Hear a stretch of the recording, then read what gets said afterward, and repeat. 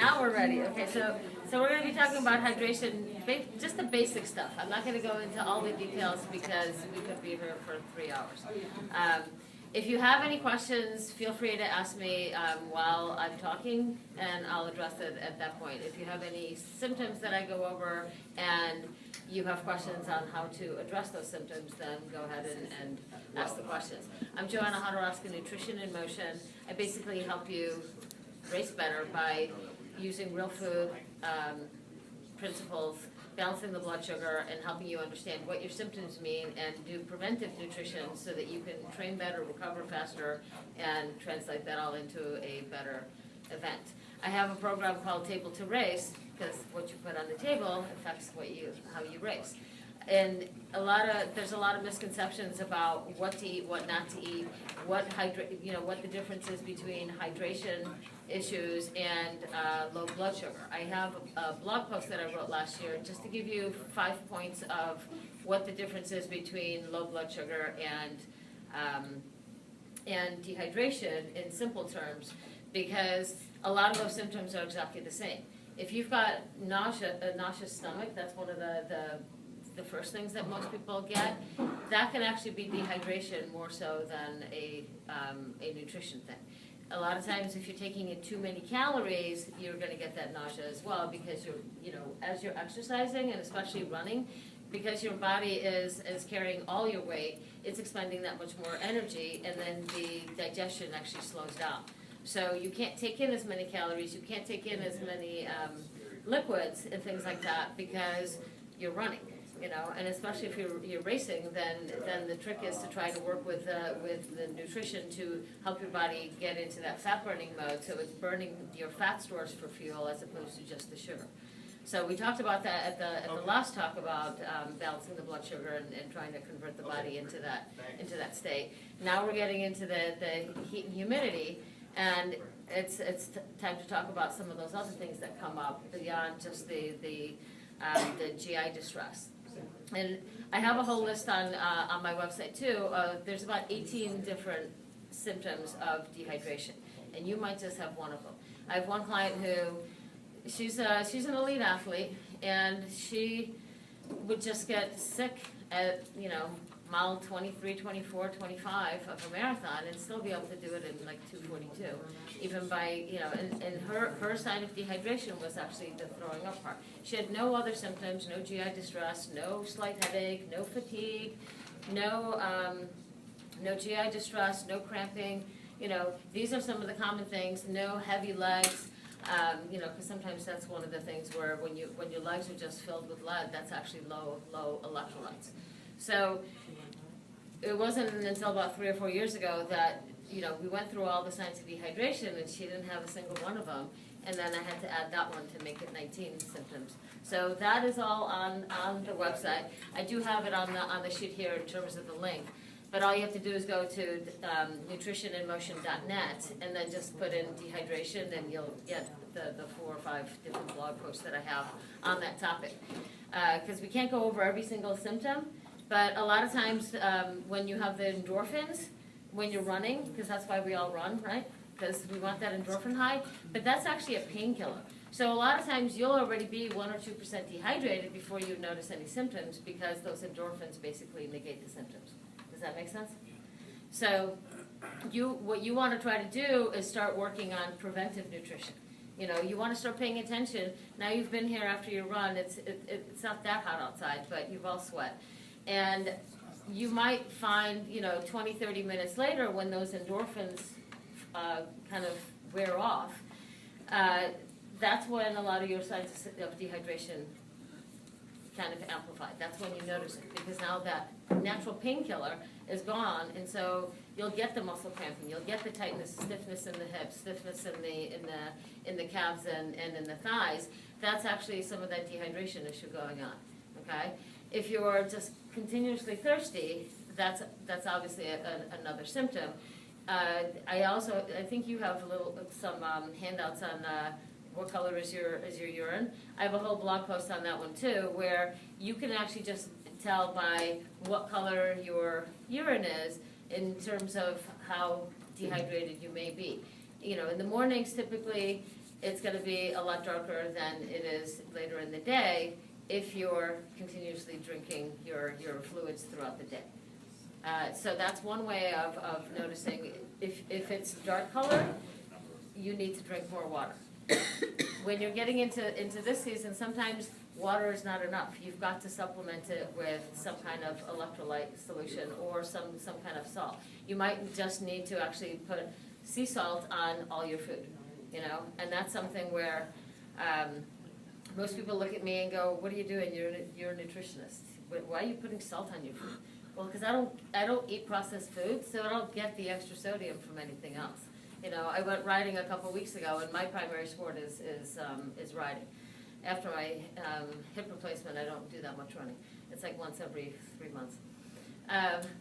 It's just what it is. But you know, we ended up riding a lot further than we normally did, and with a lot more hills.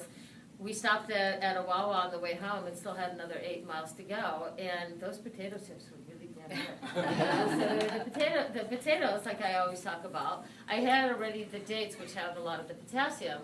And I had taken some of my electrolyte capsules too, but I still needed something else, and I needed the salty potato chips just to get me those last 8 miles.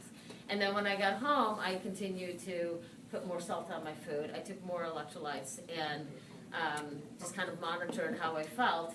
And if I had any of that stiffness, you know, 30, 40 minutes later, and it just wouldn't go away, then I knew that I had to continue to supplement with my electrolytes and at least the sodium. Does that make sense? Anybody got any questions so far? Some of the things that are, you know, for runners, it's a little harder to take things with you, which is, I think, the biggest challenge. In terms of how much water you're supposed to drink every day, just in general, this is just the rule of thumb. Everybody's going to be a little bit different. If you eat more green vegetables, which are basically 50% water, you might not need to consume as much water. But if you go running and then you don't pee actually for like 4 hours, you're definitely dehydrated. There's definitely an issue there. So you want to be able to you're going to take your weight, divide it by 2, and that's generally how many ounces per day you should be consuming. Wow. And preferably that should be in between meals, not with meals, you know. So that's just a general rule of thumb. Don't go from where you are, let's say you're only doing, you know, 30 ounces, and you're supposed to be doing 60. Don't go right to 60 all at once. You're going to flush all the electrolytes out of your system.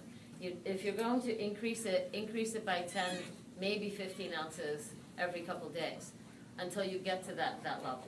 And that brings me to, you know, when you're doing, preparing for your races and for hotter days, you have 36 hours beforehand to electrolyte load, so you can add more salt into your diet. You can add more of those salty potato chips. If you can do pretzels, then, you know, those are usually salty too. But most people will think about, you know, carb loading, but they also say, oh, I'm going to get hydrated, and they just drink copious amounts of water the day before. Well, the problem is you flushed out all the electrolytes. So if you're going to increase the water, you've got to increase the electrolytes that you're taking in so that the water actually gets into the muscles, and you want those electrolytes to get to where they're supposed to be. But if you just drink the water, you're flushing it all out of the system. So then you're sweating it out, and then you're... So the best way to get the electrolytes is how? The best way, well, for everybody it's going to be a little bit different. You know, so you can do a sports drink, but that has also some calories to it. I do a lot of work with Infinite, and I mean, this is just a nice little sample pack, but they do custom drinks, so you can do actually a sweat rate test based on whatever activity you're doing for an hour. Weigh yourself after you went to the bathroom beforehand, monitor how many ounces of fluids you were taking, and then weigh yourself afterwards. And then there's a whole formula in terms of how many ounces you've lost. I'm now working with a company called Levelin, and they're actually, I think, in Westchester, so they're not that far from here. But you can actually do that same kind of testing where you put a little gauze pad on your forearm, and you do the same thing with weighing yourself before and after and monitoring how many ounces of liquids you took in. But they will actually tell you exactly how much sodium you've lost in your sweat. So then you have to find the right electrolytes. the electrolyte drink, you could do, something like Noon, you could do the fizzy tabs, you could do electrolytes, you could do salt tabs, you can, you might have to also supplement with just sea salt, so once you know exactly what your number is and how much you're sweating, then it's easier to say, okay, well, where are you gonna get your sodium in, and where are you gonna get the electrolytes? The calcium and magnesium, those are also electrolytes. Those come from your green vegetables. So that's gonna be your broccoli, your asparagus, your spinach, your arugula, your mache, broccoli, cabbage, those actually have a lot of electrolytes in it. And celery is actually one that has a lot of absorbable water, that's actually gonna hydrate you better just because of the form of the water that's in the celery. But 36 hours prior to an event, You can should sodium load. electrolyte loading. You can do sodium loading, yeah, Right, sodium loading. right. And just drinking alone might actually flush it out. Drinking alone will most likely flush it out. So if you're just drinking if you're just drinking water Right. alone, then you're gonna flush it out. So you have to put the sodium in with it. And there's probably 40 different products out on the market now. So my job is not to tell you which one to take, but to, if you're already using one, then do this. But depending on what that sweat rate is and how many ounces of fluids you're sweating out, we've got to adjust those electrolytes accordingly. And sometimes, it's just as simple as you just got to salt all your food. Or you choose foods that have a lot more sodium in it. Make sense? It doesn't mean, have copious amounts of soy sauce. But That can could be you a really overdrink? Pardon? Can you drink too much water? You can't actually drink too much. I mean, like you said, it's half of my weight You in do shots of ounces. soy. I weigh 220 pounds. Right, so that's a lot of water. It's 3 liters water. It's, Well, I mean, that's generally called the ideal, Then there's a thing called life. So, there's ideal, and that's all on paper. But, it's not, it might not be doable for you. You might be fine on 2 liters, But if you're only doing 1 liter, you probably are already dehydrated to some degree on a regular basis. So you could be improving your performance if you actually get the more water and more of the electrolytes in. Because the electrolytes help to keep the water in the muscles, and as we get dehydrated, our performance, it doesn't just slowly go down, it actually just plummets. And once you get 1% dehydration, you may not feel that much. At 2%, that's when you're just gonna start getting a little fatigue, it's kind of like brain fog, and you just kind of get into this despondent place, you don't really feel like doing whatever you're doing. You might just feel tired and just want to go sit under a tree and lie down. Mm-hmm. That's all dehydration, and especially when you're done, that's usually when you just get clobbered with fatigue, and then everything hurts and you're like, I gotta lie down, and you take a 2-hour nap. Well, you were probably dehydrated, which is why you needed all that sleep. If you were properly hydrated, you would not feel that. If you wear a heart rate monitor, you'll notice that your heart rate just keeps climbing and climbing. If it starts climbing and then being jumpy in that high rate, you are definitely dehydrated, because the body's doing everything it can to slow you down, because dehydration is a problem. If you get to be 3% dehydrated, which is really bad, you can pass out into a coma. And at 3.5, 4, you're pretty much dead. And your body just starts shutting down. So the thing is, you don't want to get there. You don't want to even play with that whole thing. And several years ago, I think in one of the triathlons where it was 97 degrees, the mind is a beautiful thing, and then if you don't mind, it doesn't matter, and you can just push yourself to various limits, not realizing that your body's shutting itself down. So this guy basically collapsed at the end, and he ended up, I think, being in a coma for a month. Wow. And he had all sorts of ocular issues. He had hearing issues. It took him about 1.5 years to actually fully recover with a lot of therapy and a lot of doctors and a lot of stuff. So it is a serious thing, but you want to start paying attention to it now before it gets 95 degrees. You wanna start thinking about, what do I need to do? What are my symptoms? Look at those 18 symptoms. I just kinda gave you some of the basic ones that are most common. If you get muscle cramps, that is definitely, a sodium issue. How about coffee? Does that dehydrate you? Coffee? Coffee, 'Cause I drink coffee is one of I those, love it. it's one of those where, depending on which article you read, it's kind of like eggs are good this week and next week they'll be terrible. You know, caffeine is great for athletes and yet it's terrible at the same time. So depending on how much caffeine you are drinking, the more caffeine, you're actually overstimulating the whole body. You may be sweating more and sweating more out because of the caffeine. So it's something that you would be better off at least going half keep decaf and caffeinated, or trying to limit it to 2-3 cups a day, you know, and find something else to drink in the afternoon, you know. Some questions. What best way to recover? You finish run, you freezing, you lightheaded. What you should take, like, to go home or feel more better? So the lightheaded, the Yes, like- depleted, I mean, that's all, Yes, like that's you know typically, you. that's typically all dehydration. Yes, how you So- can recover. So again, you could do the capsules. The thing is, if you just take water, it could take you 3 days to recover, you know? So to do it immediately, yeah, you could put a bunch of sea salt and Celtic salt into a glass of water and just drink it, but that's just not palatable. I would add some lemon or raw apple cider vinegar to it, and it'll be absorbed a little bit better. But it's probably easier to get some kind of a tablet or a capsule or something like that to get those electrolytes in faster. It might be that we need to find you the right kind of electrolyte drink that will give you some of those calories to replenish, as well as giving you the electrolytes as well. You know, but no, I don't know if anybody can really take that, you know, eat a teaspoon of salt.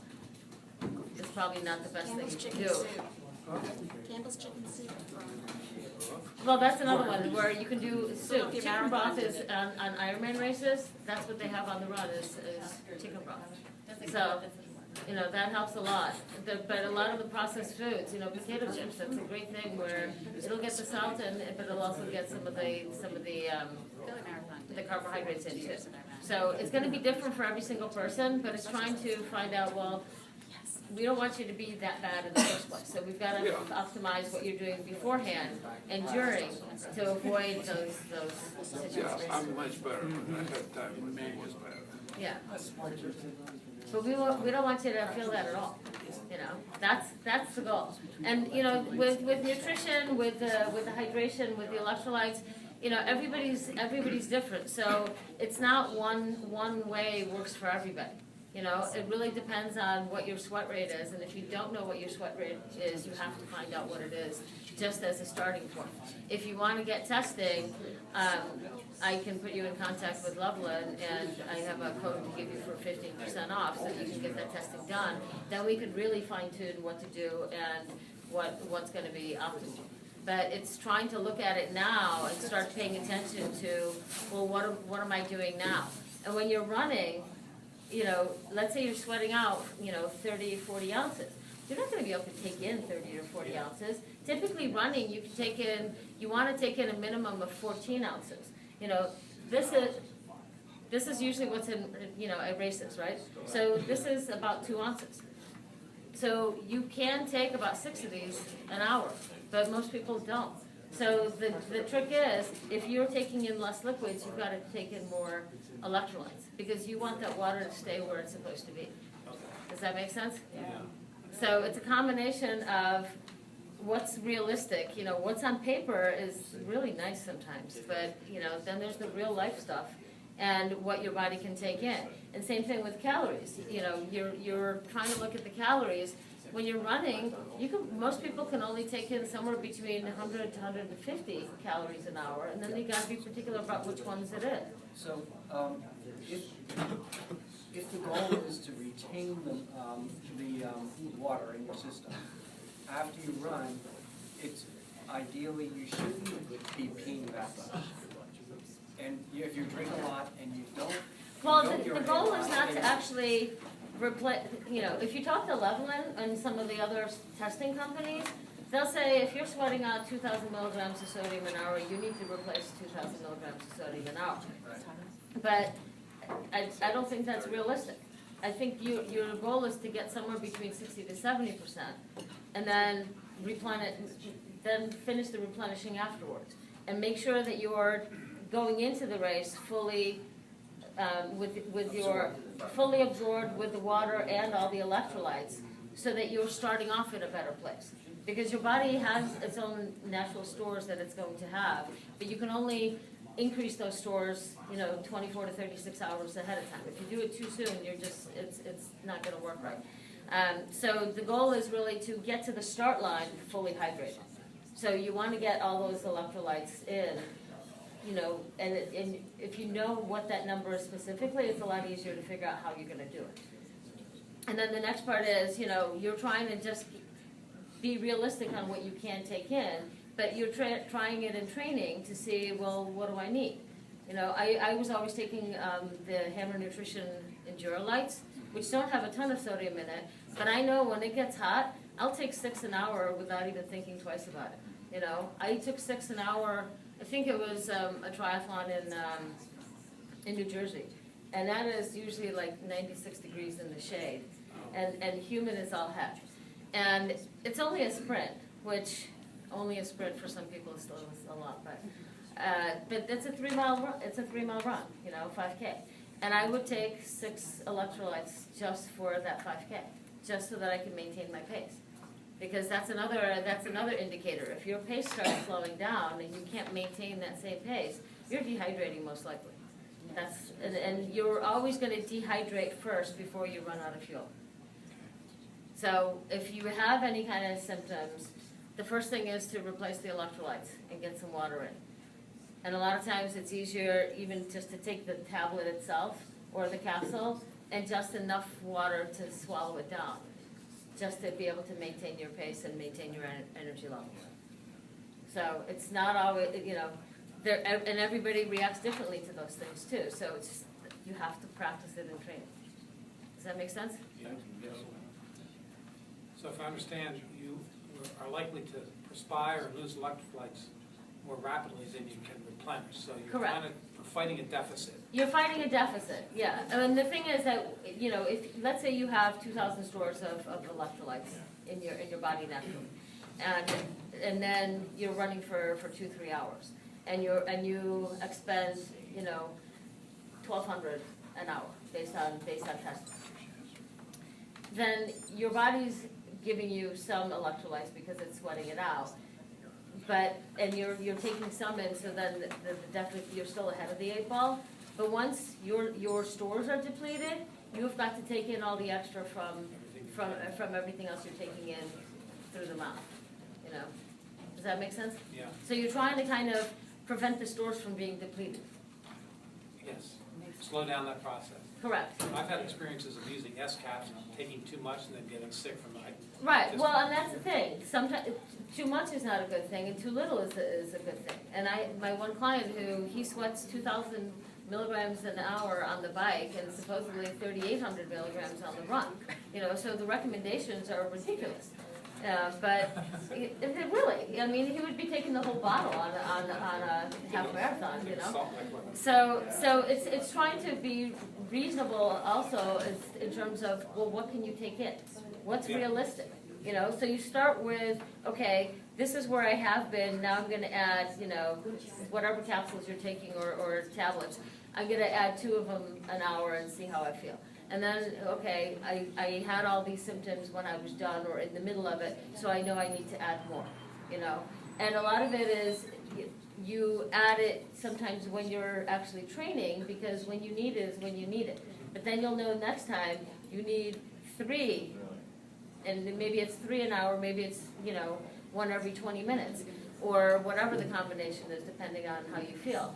And you just mark it down and move forward. But that's what I do with my clients, is I help you actually come up with what that plan is based on what your symptoms are and what you have been doing, so we can optimize that for your race. And the leveling testing is just another thing that you can do to basically know what are my levels that I'm depleting. so then at least you can get to that start line in a better state. You know, from whenever I tried to make an estimate of sweat rate, that first, if I'm working pretty hard, first half hour, 45 minutes, that first hour, I lose a lot more weight than the second one and third one. I always wasn't sure I had the right theory as to why that happens. I might lose 3 pounds the first hour, and a pound the second, a pound of body weight the third, it drops off. Yeah, So well, what's but you going get, on you there? get that general amount in that first hour, just to give you that range. It would be, I don't think they have testing yet that you can do it for the full cycle. But I think your sweat, what you sweat is what you sweat, and your body might just kind of acclimate a little bit as you're out there. It definitely acclimates when you're, between now and a hot day, it can take anywhere from 6 to 15 days to acclimate to heat and humidity. And then you get to a point where, at the beginning, you're gonna have to up your electrolyte intake and your salt intake quite a bit to kind of adapt. And then about a week or two later, you'll be back to what you used to do. So it'll sweat out a lot more when you're not used to the heat and humidity. So if we suddenly get 95 degrees this weekend, we're all gonna be dehydrating right, left, center, and we need to do something to put those electrolytes back in. First hot marathon of the season is usually not the most pleasant. No, the first hot anything is really painful, but it's knowing what to do. Yeah. And that's what I do in my sessions, is helping you know what to do so that there is no guesswork. So, and I've been doing this I've been doing the nutrition for 14 years, and then been an athlete for 27, competing in triathlon, and I'm a flutter. So it's going to be really interesting. I just did my love line testing this morning and just sent it in. It'll be interesting to see what my numbers come back as. How long did you have it on, like for your 5K? No, I don't run. I did it on the bike trainer in the basement with the heater on and no fan. Okay. So the humidity was, I think, 60% or something like that. But I had to. It's still, yeah. It will be interesting to see what happens, but at least I'll get a general idea, and then I can compare it to what I have been doing. But I already know what works for me and what combinations work for me. And certain fizzy tabs work for some people, and they don't work for others. So that's why there's a lot of different brands out there that have different things.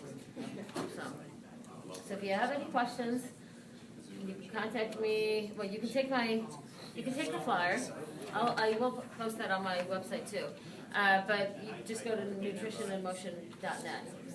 And then if you wanted to set up a 15-minute, like a free session, just to kind of talk about your situation and figure out what we need, then you can just send a text. You can just take your phone, send a text called NIM15.